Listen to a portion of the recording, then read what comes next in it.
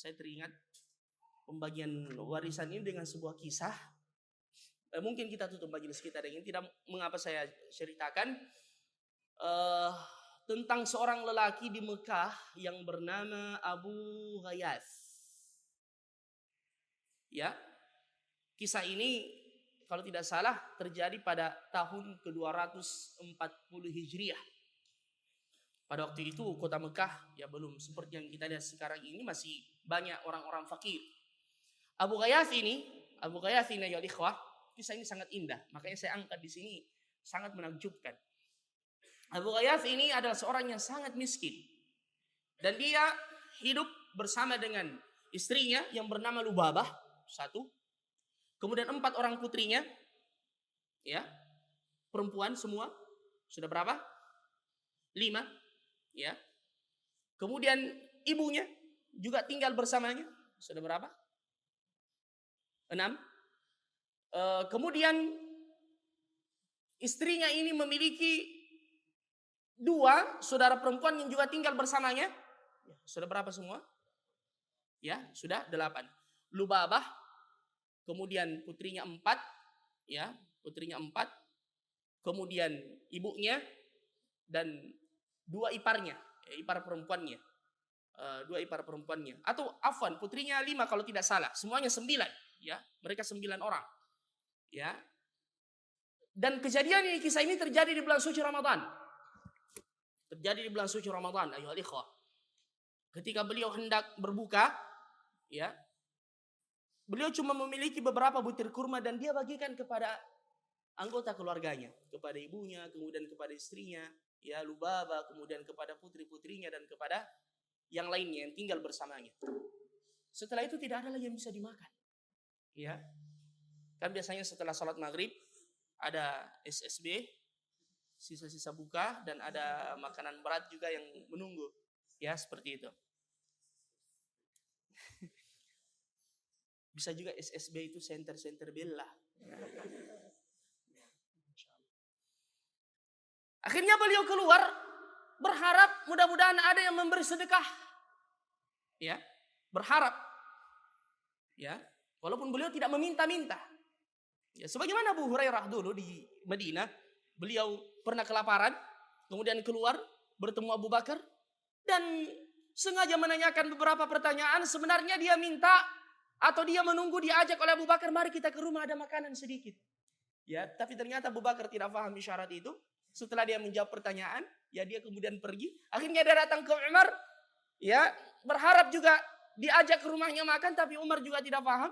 Baru ketemu Nabi, belum dia bertanya, Nabi langsung mengatakan mari ke rumah. Ya, Masya Allah. Baik. Abu Ghayath ini keluar, ternyata tidak ada yang memberi sedekah pada hari itu. Fukara, orang-orang fakir. Ayo ikhwah.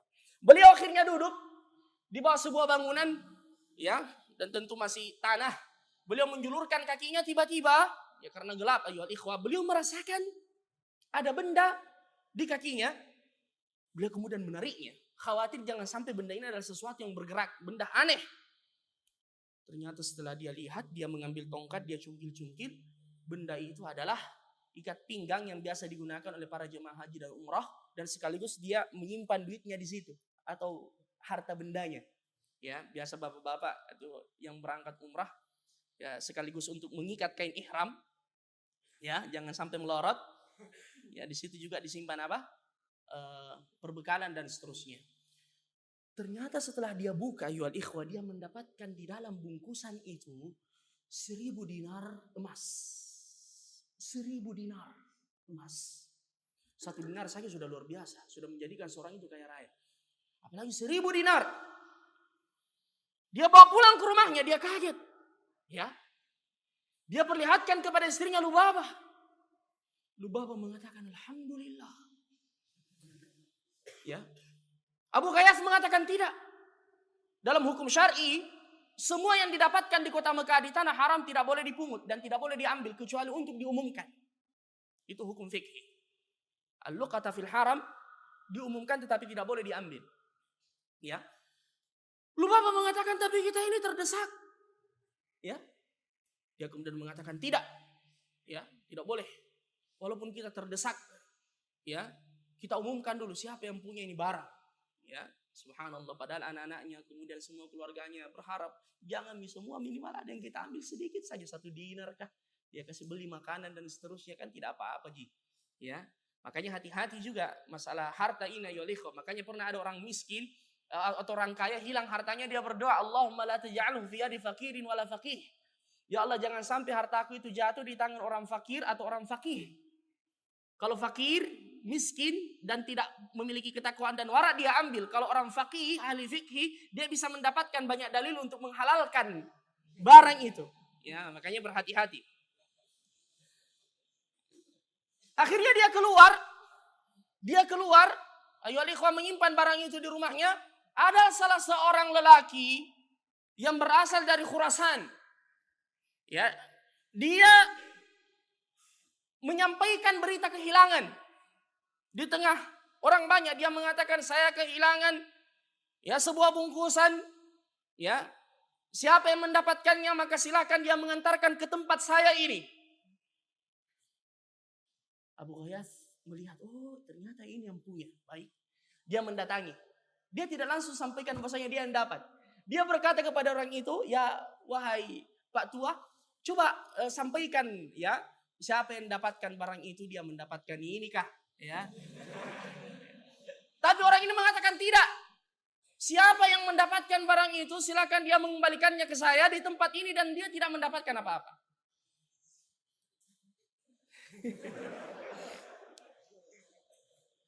Akhirnya Abu Ghayath pulang ke rumahnya.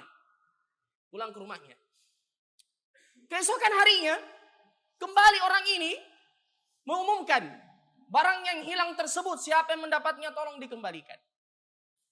Abu Ghayath kemudian mengatakan, Pak Tua, tolonglah bilang bahwasanya siapa yang mendapatkannya, dia mendapatkan 100 dinar. Ya, dia sudah sampaikan bahwasanya uang yang hilang itu 1000 dinar. Dia mengatakan, ya, tolong Anda sampaikan supaya mereka semua ini bersemangat mencari harta tersebut. Ya, siapa yang mendapatkannya, dia mendapatkan jasa 100 dinar. Dia mengatakan tidak, walaupun 1 dinar.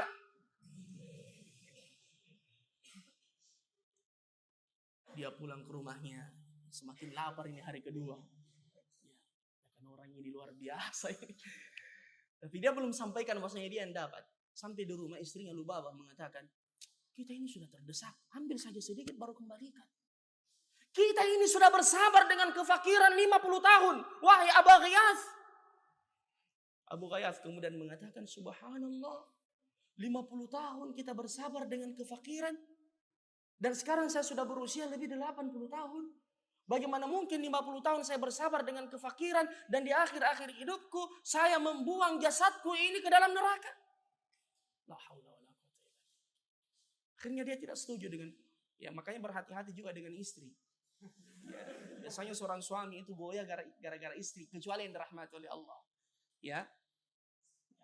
Dan ada salah seorang wanita salehah, kalau suaminya pergi mencari nafkah, dia mengatakan, wahai suamiku, cari nafkah yang halal, saya dan anak-anakmu bisa menahan ya lapar dan dahaga, tetapi tidak mampu menahan dahsyatnya api neraka.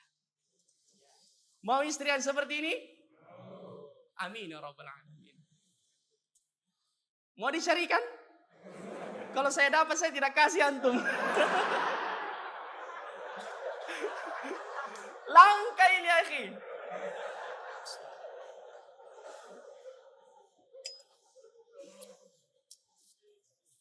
Udah isya ya? Kita cukupkan sampai di sini?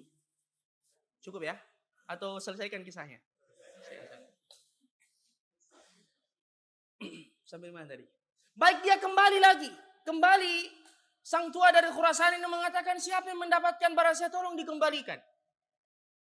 Abu Ghayath mengatakan, tidakkah Anda mengatakan dia mendapatkan 1 dinar upah? Dia berkata, tidak. Siapa yang mendapatkannya dia kembalikan kepada saya doakan mudah-mudahan dia mendapatkan pahala di sisi Allah. Ya, akhirnya Abu Ghayath ini pasrah dan menyerah. Dia mengatakan, kemarilah ikut ke rumah. Barang yang kau cari, yang Anda cari itu ada di rumah saya. Akhirnya dia mengaku. Dan subhanallah, ada salah seorang penuntut ilmu yang selama 3 hari itu dia melihat kejadian tersebut. Abu Ghayath menyampaikan begini-begini. Akhirnya dia ikut membuntuti kedua orang itu kembali ke rumahnya. Setelah masuk, orang tua ini dia mengambil bungkusan tersebut, al-himyan tersebut. Dia buka di depannya, orang tua ini kemudian menghitungnya. Ya. Kan sakit itu hati kalau begitu. Kalau dihitung depannya berarti dia curiga jangan sampai kurang. Ternyata pas 1.000 dinar. Ya, dibungkus kembali dia langsung pergi. Tidak juga, dan istrinya ini kodong lubaba, kemudian putrinya dari dalam bilik ini berharap mudah-mudahan kodong dikasih ini. Ya. Makasih banyak ini imbalan jasa. Ternyata tidak, terima kasih pun tidak, ayo ikhwah. Ya. Sakitnya tuh di sini. Dia langsung pergi. Subhanallah. Akhirnya terputuslah semua angan-angan. Abu Ghayath pas saya mau dia apa? Istrinya jawab begitu, khalas. Akhirnya penuntut ilmu yang melihat dari luar kejadian tersebut membuntuti lelaki tua itu. Ternyata dia pergi beberapa jarak yang tidak terlalu jauh. Dia kembali lagi ke rumahnya Abu Ghayath. Dia ketuk pintunya. Abu Ghayath ini ya kalau kita mungkin ya apalagi namanya orang ini ya, dia sudah tidak kasih kita imbalan ya, dia pulang lagi kemari ya, ternyata dia masuk, dipersilakan oleh Abu Ghayath. Dia mengatakan, ada yang bisa saya bantu? Pak tua ini mengatakan, sebenarnya 1.000 dinar ini adalah warisan dari orang tua saya. Orang tua saya itu meninggalkan 3.000 dinar ya. Dan dia berwasiat sepertiganya 1.000 dinar. Dia berwasiat kepada saya untuk membawanya ke kota Mekah dan dibagikan kepada orang-orang miskin di Mekah. Dan saya lihat tidak ada orang yang paling miskin dari Anda, ambil semuanya. Ambil semuanya. Dan orang ini langsung pergi, assalamualaikum. Abu Ghayath, la subhanallah haula wala quwata illa billah. 1.000 dinar di depannya, akhi. Ya, ini durian runtuh, bukan lagi durian. Ya. Dia kemudian bersyukur kepada Allah Subhanahu wa taala. Dia panggil semua istrinya, putri-putrinya, 9 orang itu. Dan dia juga melihat penuntut ilmu yang ada di luar. Dia mengatakan, sini anak muda. Kenapa kau di situ? Ya, saya selama 3 hari berturut-turut mengikuti apa yang terjadi. Makanya saya penasaran membuntuti sampai di sini. Akhirnya 1.000 dinar itu dia bagi 10. 100. 9 orang wanita ini dikasih 100 dinar. Kemudian 100 dinar ini dikasih kepada anak muda tersebut, penuntut ilmu itu. Dan penuntut ilmu ini dia gunakan apa? Untuk pergi mencari ilmu. Dan pemuda ini adalah Ibnu Jarir At-Tabari, Syekhul Mufassirin. Dan beliau sampaikan kisah ini dalam bukunya Tarikhu Al-Umam wal Muluk. Ya. Tidak sampai di situ kisahnya. Abu Ghayath berkata kepada istrinya, coba lihat, kita bersabar dengan 1 dinar yang kita tidak ambil, Allah menggantikan dengan 1.000 dinar. Dan ini pelajaran ayyuhal ikhwah. Terkadang Allah menguji kita dengan sesuatu yang ada di depan kita untuk menggantikan dengan yang lebih baik. Man taraka syai'an lillah awadahullahu khairan min. Siapa yang meninggalkan sesuatu karena Allah, Allah akan memberikan ganti yang lebih baik dari apa yang ia tinggalkan. Berjalan puluhan tahun, ya, kurang lebih 20 tahun Ibnu Jarir At-Tabari sudah pergi menuntut ilmu. Sekembali ke Mekah dia cari Abu Ghayath telah meninggal dunia, dan putri-putrinya ini masya Allah ternyata dipersunting oleh para pangeran dan para raja. Ya, seperti pangeran-pangeran yang mau datang ini. Saya juga kaget itu, banyak wanita muslimah akhwat ya. Coba ingatkan itu, jangan posting foto-foto pangeran ya di medsos, di Facebook, apalagi mengatakan mudah-mudahan datang ke Makassar sempat jodoh. Wanita itu kalau dimintai persetujuannya, apakah menerima pinangan atau tidak, dia apa? Diam. Dan diamnya itu tanda setuju. Mengapa dia diam? Karena dia malu. Masa dia memposting yang seperti itu? Tidak pantas lah. Ya akhirnya Ibnu Jarir At-Tabari menceritakan kisah beberapa tahun yang lalu, dan mereka kemudian sangat bergembira dan bersyukur. Ya beliau mengikram Ibnu Jarir At-Tabari rahimahullah tabaraka wa ta'ala. Dan inilah yang disebut dengan apa? Dan ternyata Abu Ghayath pada hari itu setelah dia berbuka, dia membagi-bagikan juga makanan kepada orang-orang fakir yang ada di kota Mekah. Dan ini sebagaimana hadis Nabi SAW, doa beliau. Dan harap kita senantiasa memanjatkan doa yang seperti ini. Berlindung kepada Allah Subhanahu wa ta'ala min ghinan la yutghina wa min faqrin la yusina. Ya Allah, aku berlindung kepadamu dari kekayaan yang tidak menjadikan kami sombong. dan dari kemiskinan yang tidak menjadikan kami lupa. Minta kepada Allah. Ya, minta. Tidak mengapa kita kaya, tapi ya Allah, saya minta kekayaan yang tidak membuat saya lupa.